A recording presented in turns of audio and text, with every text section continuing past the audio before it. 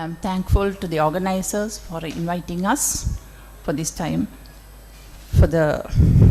And also I would like to mention they do a good job and the hospitality and everything is given.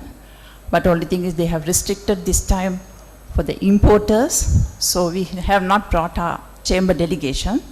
So 2 of our members have come on their own and I came on behalf of the chamber.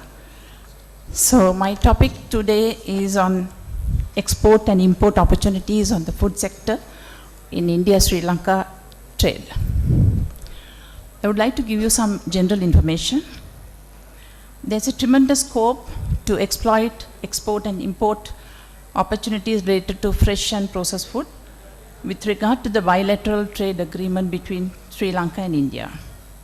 The processed food products sector is one of the 6 priority sectors identified for promotion and development under the National Export Strategy of the Sri Lankan Export Development Board, which is the premier state institution for the promotion and development of the export products from Sri Lanka. Implementation of this strategy, assisted by the International Trade Center in Geneva, has already commenced and will cover within next 5 years to achieve the national targets. Sri Lanka has a range of exportable tropical fruits and vegetables, which are tradable both in the fresh and processed form. In addition to the soil and climatic condition may regions in Sri Lanka to suitable cultivation of the other varieties which are not indigenous to Sri Lanka. Next, I will talk upon the potential foreign direct investments, that's called FDI.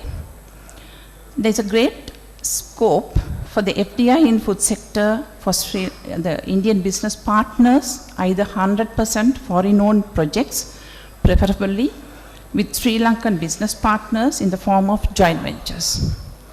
FDIs can be established in one of 2 ways. One, it could be under the Board of Investment. For export-oriented investment, a limited percentage of 10% is allowed to supply in the local market depending on the product.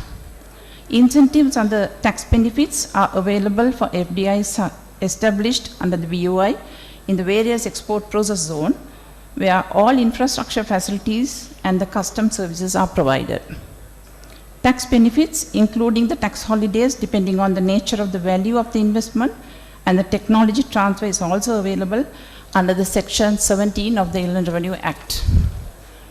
FDIs can also be established under Section 16 of the Inland Revenue Act, subject to the rules and regulations applicable in the local investments. Import of machinery and the equipment required for FDIs under the BOI are allowed duty-free, and also imported raw materials and packing materials which could be exported by the final product. Repatriation of the capital and the profits related to FDIs are guaranteed under the Constitution of Sri Lankan law. All operations of FDIs in the EPZ are administered and regulated by the BOI, which is also one-stop point to obtain all informations, approvals, and the relevant authorities of FDIs. Projects related to the food sector, which particularly involves cultivation, etc., could be established under the BOI law outside of the EPZ, for which BOI could assist to obtain required lands and etc. The scope of the establishment projects under the Free Trade Zone, the FTA in India, the existing Indian Sri Lankan FTA, it's called ISFTA, which covers product, is to propose expanded to an economic and technology cooperation agreement, it's known as ETCA, to cover services and other areas of economic activity. The potential or expansion of the trade between 2 countries under the ISFTA has not been fully realized because of the various bottlenecks experienced by the Sri Lankan exporters due to quotas imposed to certain products and also due to administrative bottlenecks. In regard to the processed food product sector, in the requirement of testing and sample of shipments prior to the clearance of the Indian customs at designated laboratories in India has been a bottleneck due to the delays in clearing the perishable products. Difficulties are also experienced by Sri Lankan counterparts in obtaining information and documentation requirements of various Indian authorities, including labeling requirements, which sometimes keep on changing. However, the case of joint venture, Indian partner is in a position to resolve these issues. Investment established under the FTA enjoys duty-free entry of products to the respective markets, and in the case of products related to the food sector, concessionary duty terms. Joint venture established by Indian investors with Sri Lankan business partner also have the advantage of assessing other regional markets such as Pakistan, with whom Sri Lanka has entered into the FTA and where duty concessions are available, and also vast Chinese market since Sri Lanka is negotiating an FTA with China. The potential for bilateral trade between Sri Lanka and India in order to process the products in the food sector for export, Sri Lanka could import raw material and packing material from India.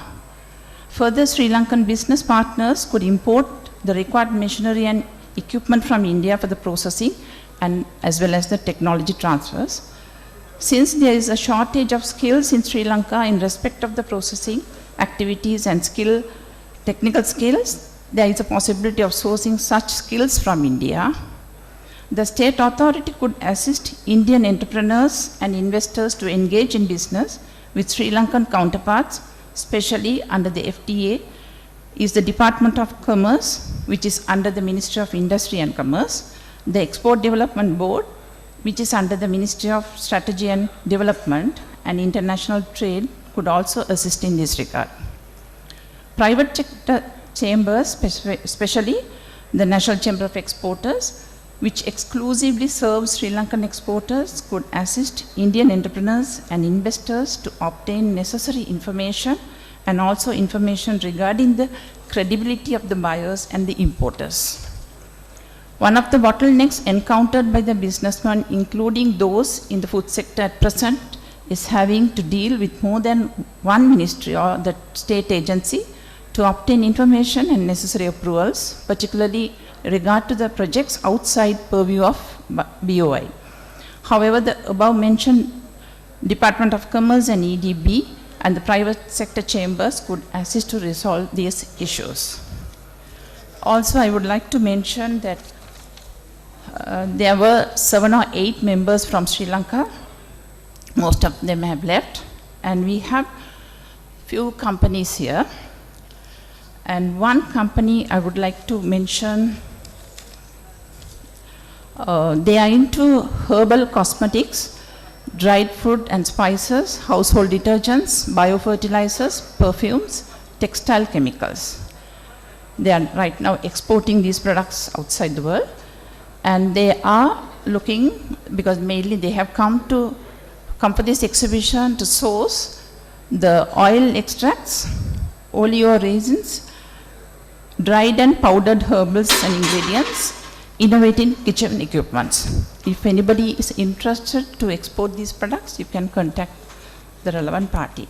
And there is another company called SR Exports. They are exporting cinnamon, cloves, and coconut chips, and right now to India. And if anybody is interested, you all can contact them.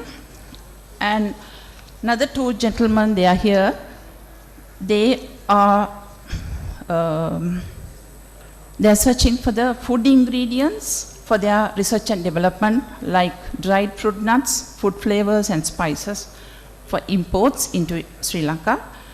And one gentleman have an innovative product called tea flavored soda. If anybody is interested on these products, you all can contact them for imports into India.